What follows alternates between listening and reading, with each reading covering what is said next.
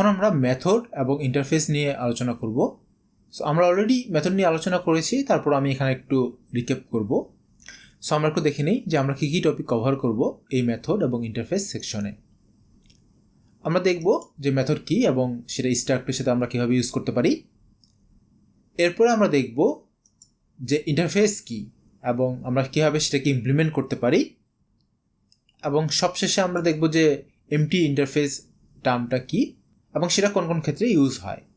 So প্রথমে আমরা দেখে নিই যে মেথড কী এবং আমরা কীভাবে স্ট্রাক্টের সাথে ইউজ করতে পারি। গোতে মেথড হচ্ছে একটা ফাংশন যেটা স্পেসিফিক একটা টাইপের সাথে কানেক্টেড থাকে এবং গোতে এটাকে রিসিভার বলা হয়। সো প্রথমে আমরা একটা স্ট্রাক্ট তৈরি করি। আমি একটা টাইপ লিখছি এবং ডগ এবং এটা বলছি স্ট্রাক্ট। তো আমরা একটা স্ট্রাক্ট তৈরি করছি ডগ নামে এবং এর মধ্যে হচ্ছে নেম দিচ্ছি, এটা হচ্ছে স্ট্রিং। আমি এজ দিচ্ছি, এটা হচ্ছে ইন্টিজার, অ্যান্ড কালার দিচ্ছি, এটা হচ্ছে স্ট্রিং। সো আমি একটা ডগ নামে স্ট্রাক্ট তৈরি করলাম যার তিনটা ফিল্ড আছে, নেম, এজ অ্যান্ড কালার।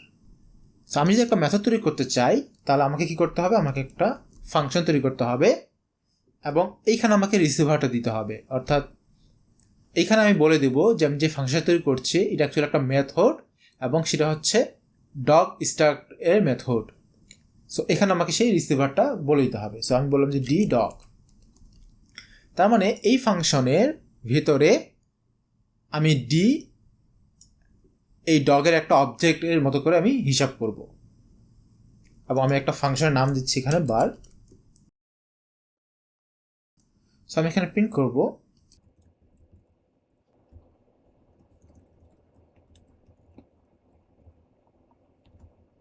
এবং আমি এখানে %s দিচ্ছি, এখানে আমি জাস্ট নেমটা দিব। সো আমি এখানে বলবো ডি ডট নেম।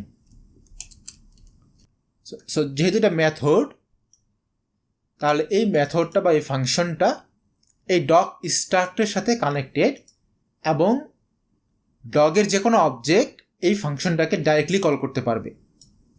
আমরা আলাদাভাবে এই ফাংশনটাকে কল করতে পারবো না।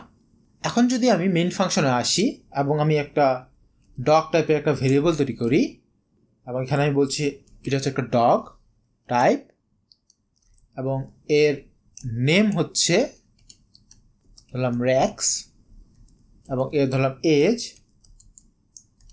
5 অ্যান্ড এর কালার হচ্ছে ব্রাউন। এটা আমরা এখানে করতে পারবো এবং আমি যদি এই বার্ক এই মেথডটাকে কল করতে চাই তাহলে আমাকে এই অবজেক্টটা দিয়েই কল করতে হবে। এখন ডি ডট বার্ক লিখলেই এই বার্ক মেথডটা কল হবে। সো ডগ টাইপের যে কোনো একটা ভেরিয়েবল অ্যাকচুয়ালি এই বার্ক মেথডটাকে কল করতে পারবে এভাবে। সো আমি যদি এখন এটাকে রান করি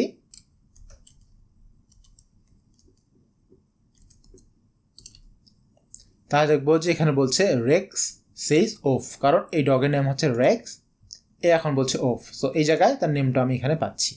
এখানে একটা জিনিস মাথায় রাখতে হবে, আমার এই রিসিভারটা হচ্ছে ভ্যালু টাইপ। প্যারামিটারের মতো রিসিভার হচ্ছে দুই রকমের টাইপ আছে, একটা হচ্ছে ভ্যালু টাইপ, একটা হচ্ছে রেফারেন্স টাইপ বা পয়েন্টার টাইপ। যেহেতু এটা ভ্যালু টাইপ এবং আমি কোনো একটা মেথড যদি ভ্যালু টাইপের রিসিভার নেয় সে অ্যাকচুয়াল অবজেক্টের ভ্যালু চেঞ্জ করতে পারে না।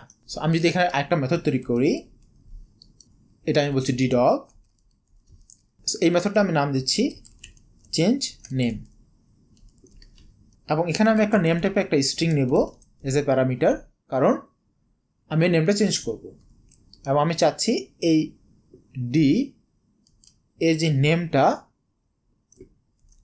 এটা আমি চেঞ্জ করে দেব। কি হবে, এই যে নেমটা ছিল সেটা হবে। ওকে, সো আমি প্রথমে ডগের নেমটা রেক্স রাখলাম, এরপর আমি আগে নেমটা চেঞ্জ করে দিই, ডি ডট চেঞ্জ নেম করে দিলাম। আমি ধরলাম যে রেক্সের জায়গায় টিক্স এর নাম রাখছি। সো আমি রেক্স নামটা চেঞ্জ করে টিক্স করে দিলাম, তাহলে এই বার্কের মধ্যে আমার আসা উচিত টিক্স সেইজ, কারণ আমি নামটা চেঞ্জ করে দিয়েছি। সো কিন্তু আমি যদি এখন এটাকে রান করি তাহলে দেখবো যে স্টিল বলবে রেক্স সেইজ, কারণ এই যে রিসিভারটা সেটা হচ্ছে ভ্যালু টাইপ। সো আমি যদি এখানে কোনো কিছু চেঞ্জ করেও দেই সেটা ইফেক্ট অ্যাকচুয়াল অবজেক্টের মধ্যে পড়বে না। যদি আমি চাই যে সেই ইফেক্টটা পড়ুক তাহলে আমাকে এখানে পয়েন্টার হিসেবে পাস করতে হবে। সো আমাকে এখানে বলে দিতে হবে এটা একটা পয়েন্টার টাইপের রিসিভার নেবে এবং আমাকে এখানে আর কোনো কিছুই চেঞ্জ করতে হবে না। আমি যদি এখন এটাকে রান করি তাহলে দেখবো যে এখানে অ্যাকচুয়ালি নামটা চেঞ্জ হয়ে গেছে। ওকে, আমরা দেখলাম যে মেথড কি এবং স্ট্রাক্টের সাথে আমরা মেথড কীভাবে ইউজ করতে পারি।